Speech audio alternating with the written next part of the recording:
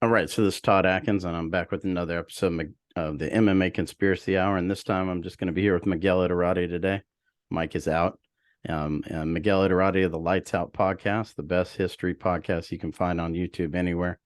Go to the Lights Out podcast YouTube. And today, we're going to talk about the debut of Power Slap. And Miguel, I wanted you to just kind of start out with your initial thoughts on what we saw. Well, we anticipated it could be a train wreck, and I think that's what we saw. I think it didn't go well for them on any front because, even if it was a joke like, the first Jake Paul fight or whatever, at least they got eyes and they could always hang it on that. But the viewership dropped after the previous show, which was a wrestling show that, is supposedly a good lead into this type of thing. And generally people weren't interested. The people I know who saw it were not impressed either. That's the other part of it, is it really didn't, the chances of it catching on don't look great from, the people that saw it and from the first impact that they've made, So it looks like a big loss on a lot of fronts, and I think it's interesting as to why it's even happening. So, I'll let you take it away. Now, one thing before we continue, like you and me were around for the first season of The Ultimate Fighter. So what do you think the feeling was after the first episode of that versus this? Yeah, no, I don't think there's a comparison, because many people watch The Ultimate Fighter still with that, like even as fans, like if you've been fans of the sport for a long time, you also got that buzz of it's getting bigger, something you were into has grown that, other people are catching on. So like your love for it and, craziness over the sport is sort of justified. So every fan watched those first seasons of Ultimate Fighter and the growth of the UFC, spurring them on. Even opposing promotions probably, in some ways rooted for them to do well because they were still in some ways the underdog coming up. Now this thing is just like I said, it's just a blob there. It's not like, it's been hot on the underground. Yeah, I bet you some people made a bunch of thousands of dollars off of some YouTube videos on slapping.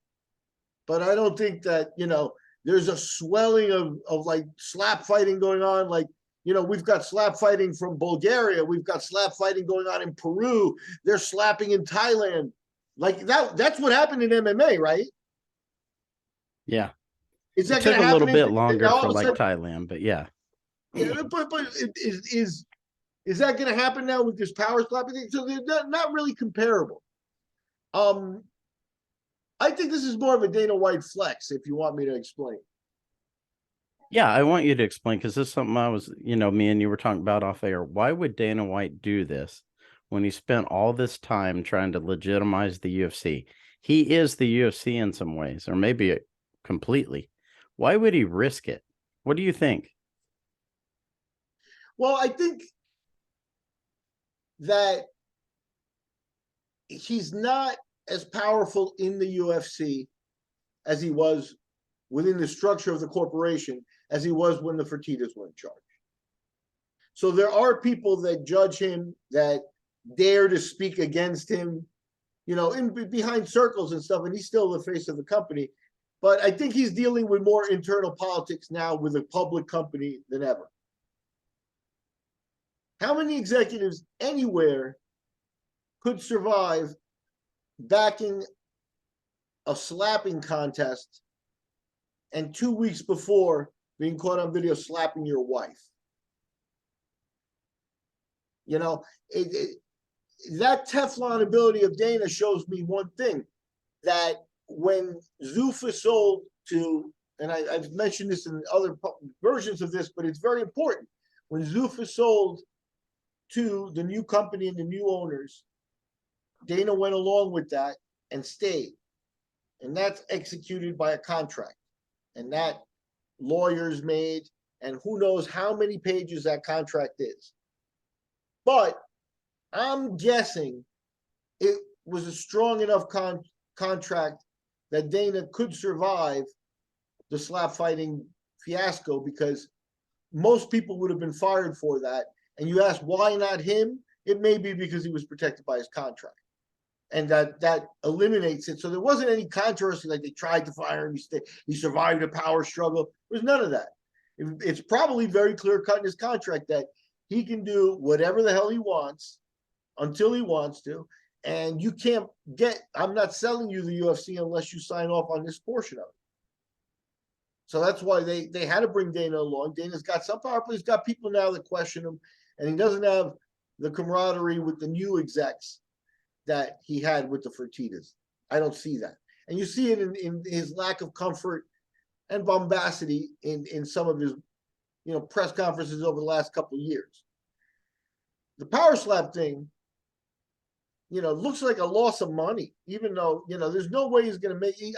I don't think it's big money. So, like, for a guy like him, who's they say is worth $500 million, $50,000 investment or something like that, or a couple $100,000 to put up a TV show, even $1 million invested in this, really not that much money to him. But I think what it does also show is the power of his contract. Because why would the UFC, why under the Fertittas would he lend his name and his image to another entity? He would never have done that with the Fertittas. He always worked against that and bringing everything under one flag. The UFC he's faced, making sure his matchmakers are not interviewed. Joe Silva never did a public interview after a certain point. He was the face. And, I don't know that that's under the new execs that they may not want it that way, but he still has that power. And I think that this power slap thing could even be a show of force where he says, yeah, I can do whatever I want. I'm even going to go start this other league here and blow some money there, make some public appearances, maybe slap my wife around for a promo. Who knows what he's saying in the background or why he's involved in this. But I think it shows, you got a partner, you got bosses, you got people there, and you've got an ability to show it doesn't matter. I can do what I want. I guess that's really the only thing this shows me is that Dana's got a real powerful contract still, even though there's no way his current executive crew around him that guides the UFC and the, public company and all that stuff. There's no way that all those people march to Dana's drums like the Fertittas did. Not that the Fertitta, him and the Fertittas were friends. They had a relationship. He could spend the Fertittas' money and the Fertittas wouldn't get mad at him for doing it. They understood they were involved in that. You can't, it's doubtful his relationship with them is that. It's much more corporate. Dana doesn't like it. But he's not going to leave, and his contract assures him of that, or else he'd be gone already because he's had a bad year. But this isn't an exit strategy. You just think it's something he's doing to see if it'll catch, and if it doesn't, no big deal. Yeah, and I think even more so the possibility that he wants to piss off the people around him is there because his personality has always been relatively take people on. So yeah, you don't like that you can't fire me after a public incident like that. Yeah, well, I can do whatever I want. On a personal level, if I was in a situation, I don't have money, none of that. But if I was backing a league, and the week before I slapped my wife because I was drunk, and it got out, I think I'd have pulled the plug on the whole thing just out of embarrassment because it's just a lowbrow thing. So I don't understand why go forward with it unless it's definitely to piss off your current boss. That slap thing, it almost seems like it was planned. I mean, I don't know anyone who would do a promo with their wife slapping each other, but the timing of it was crazy. Yeah, it's hard to say it's a promo, right? It should have been more of a black eye than it was. Again, Teflon Dana. What gives Dana that power? I'm certain that Infinity is the name of the company. I don't want to get it wrong. I know it's something like that. No, Endeavor. Endeavor, that's what it is. I apologize. But Endeavor certainly has a contract that they signed that they wish they had. You think so? Yeah, I think it's a natural. First, does this contract exist? Because Dana's never said my contract protects me. I can do what I want. He says that I can do what I want. I don't have a boss, but he doesn't go out and say that. But so does the contract exist? There are hints of it. I mentioned it too. Joe Rogan has come out and said his contract, when the new company took over, his new contract with the new company states that if Dana leaves, he leaves. So if Joe Rogan has a contract, you think Dana does it? Right. The Dana contract must be much more complicated. When Art Davie left the UFC, there was at least, one of the dealings in there was a non-compete clause. So it's like he couldn't go off and just start another company on the side because you're not competing with them and they're preventing you in the contract from doing that. So there are these types of contracts on that. Who would want Dana to leave and start another fight company? It would instantly be competition for the UFC just because of the sheer force of Dana. So that might be in there that he can't start another fight company, which is why you wind up and so I'll do some power slap. Doesn't make sense. Let me ask you this: like the first episode, I think it had like 250,000 viewers or something like that, maybe less. Do you think, and obviously a lot of negative publicity, the majority of people I saw, whether it be on Twitter or Instagram, all hated it, even including doctors, people, kind of like almost like the first UFC sort of, but they all hated it because they said it's just very dangerous, for the obvious reasons. Do you think it can survive this stuff? MMA fighting is also very dangerous, but Right. the effort behind it and the preparation behind it is compelling. It tells a story and it also guides people in staying safe. There's none of that ethos in this. I come from a long line. My grandfather was a power slapping champion. Any of that even sound like it would be palatable? Doesn't make any sense. And I think the criminals in this position are the commissions and the doctors.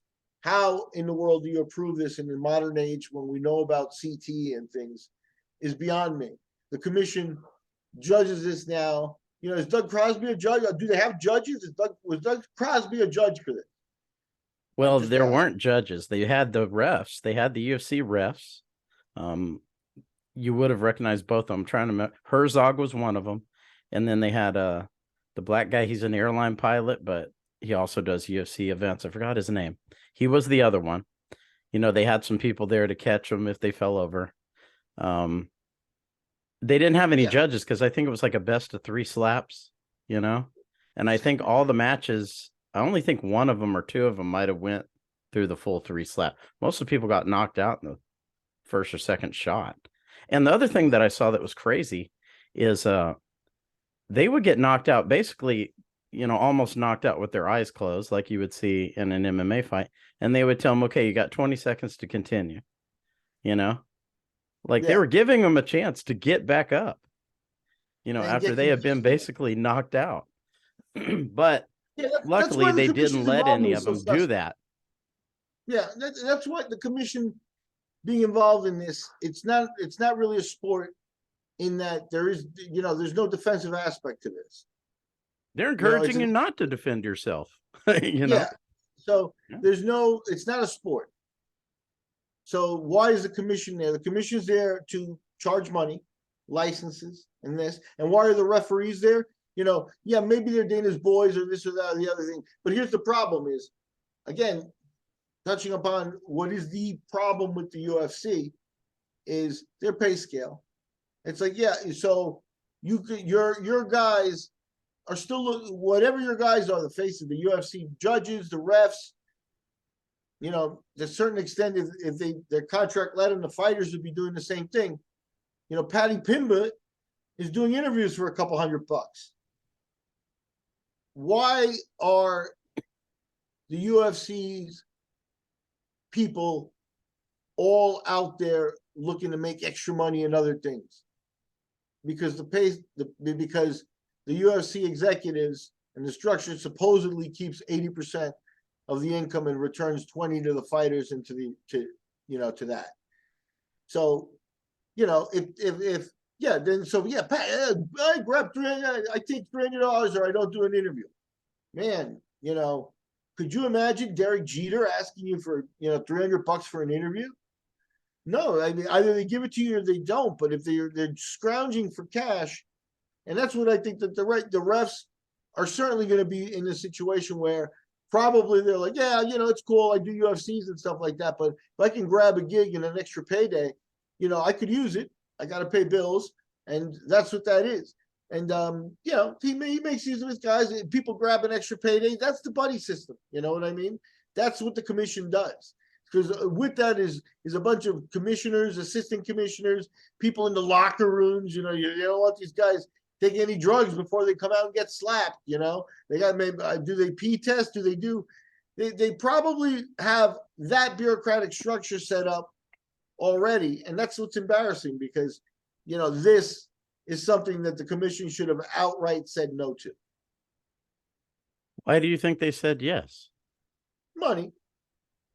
Yeah, money. Absolutely. Right now, I bet you every slap fighter who's on the card at some point sat in a room with the boxing commission, filled out a license paperwork, and paid $75 for their license to be an active commission athlete in the state. In the state.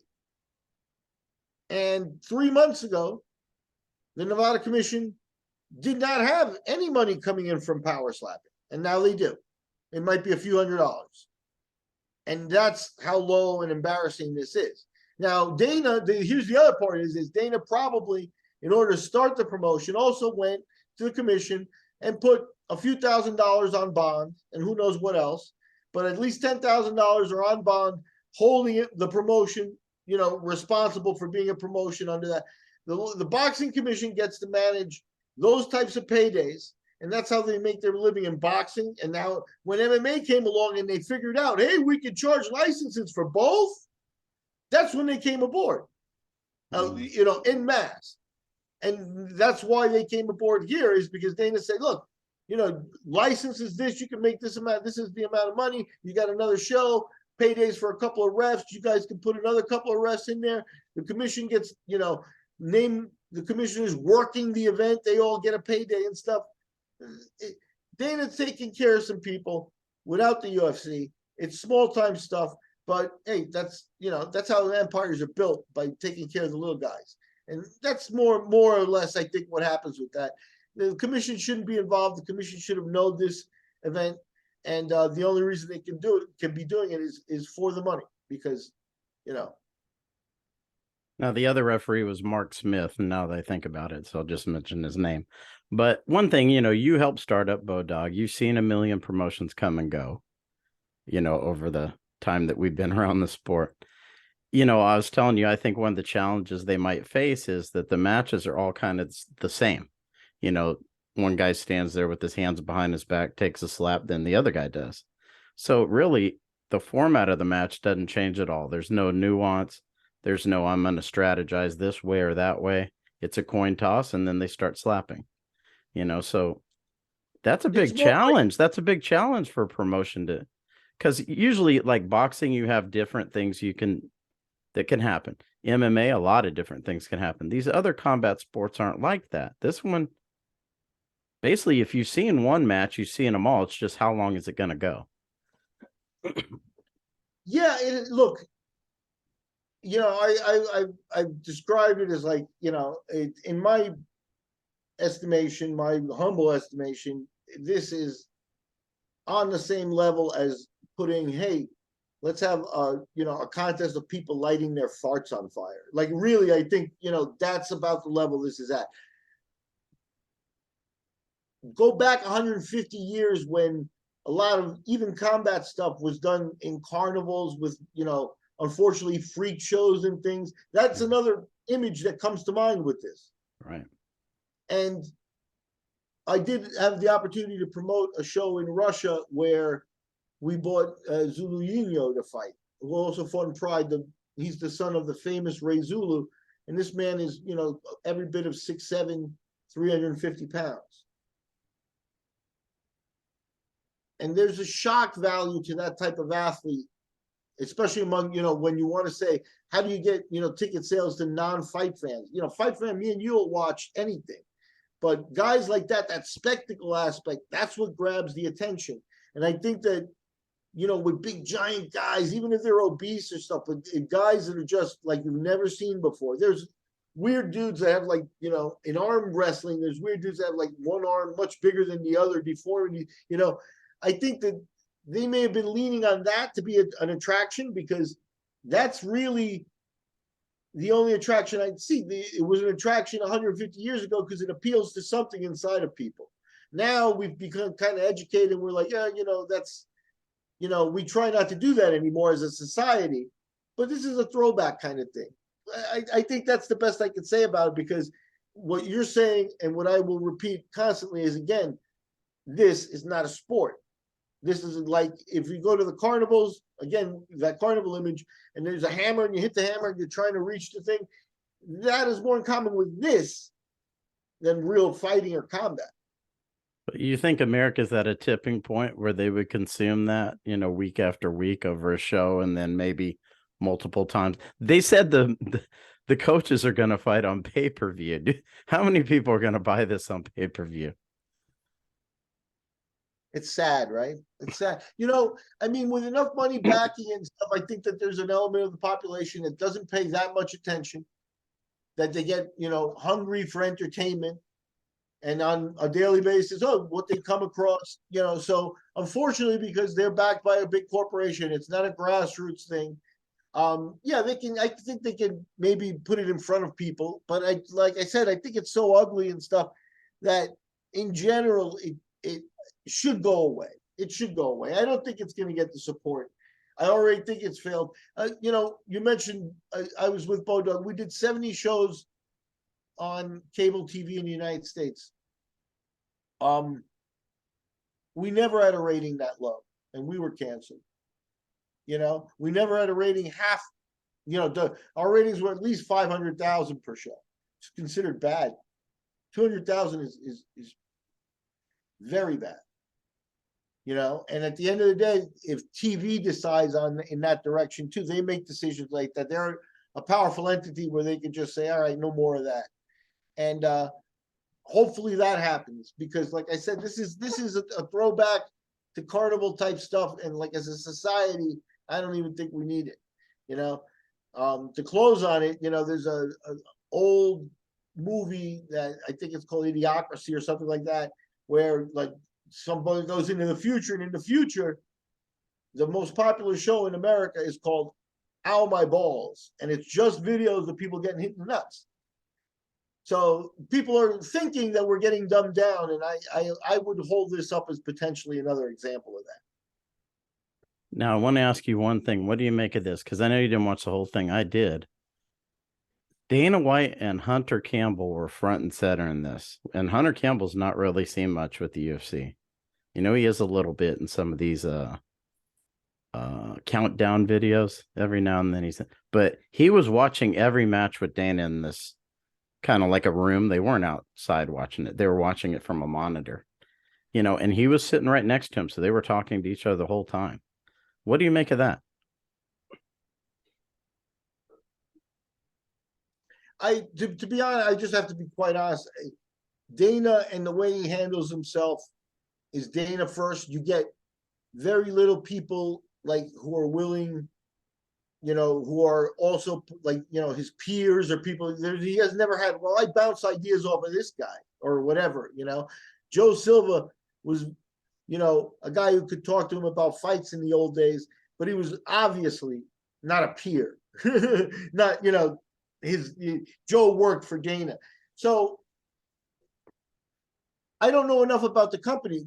Does Campbell work for Dana? Or he's a lawyer.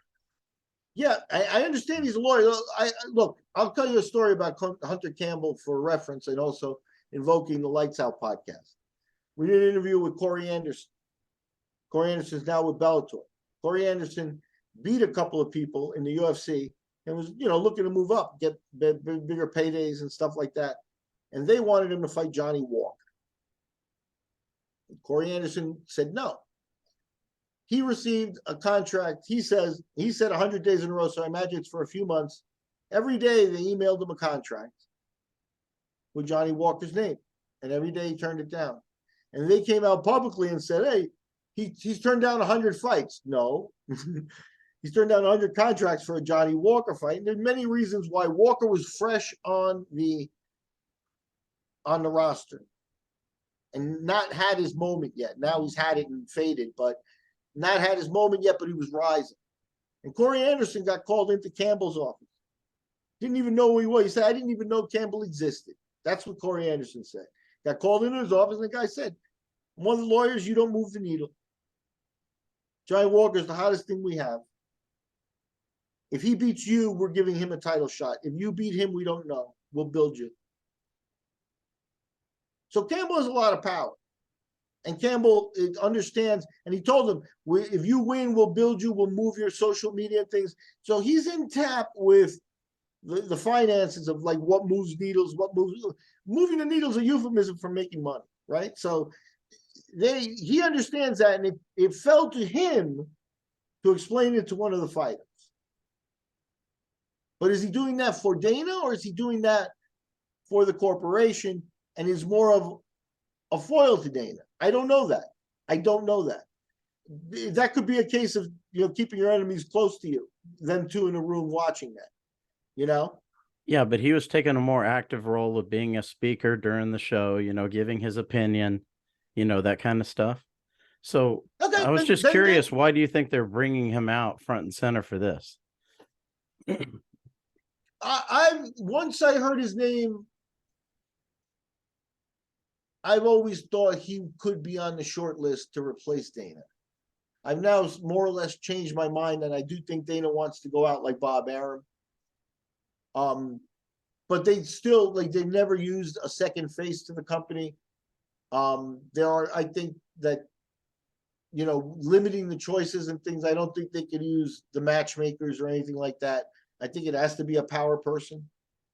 And he may be starting to come out and break the shell. It's the first thing I would do if I were in a company with a contract that marries me to Dana is I put somebody to mirror him.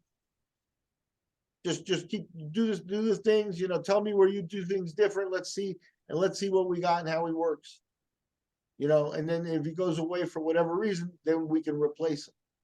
But I don't we don't know. I don't know anything about their relationship. I don't know. Maybe he's best friends with Campbell and Campbell's really into this and Campbell's in 50-50. I don't know. But if that's the case, then I think it's a little bit of a black mark on Campbell because, a guy who's a high up exec like that behind the scenes, who's really talking to the fighters about no nonsense stuff and things like that, this was a bad judgment call too. Now, what do you have coming up on the Lights Out podcast? I don't know. There's always some fun going on. So you'll just have to come and check it out. Okay, well, Miguel, I appreciate you taking time to discuss Power Slap. And for everybody watching the MMA Conspiracy Hour, be sure to check out the Lights Out podcast on YouTube. And as always, until next time, take care.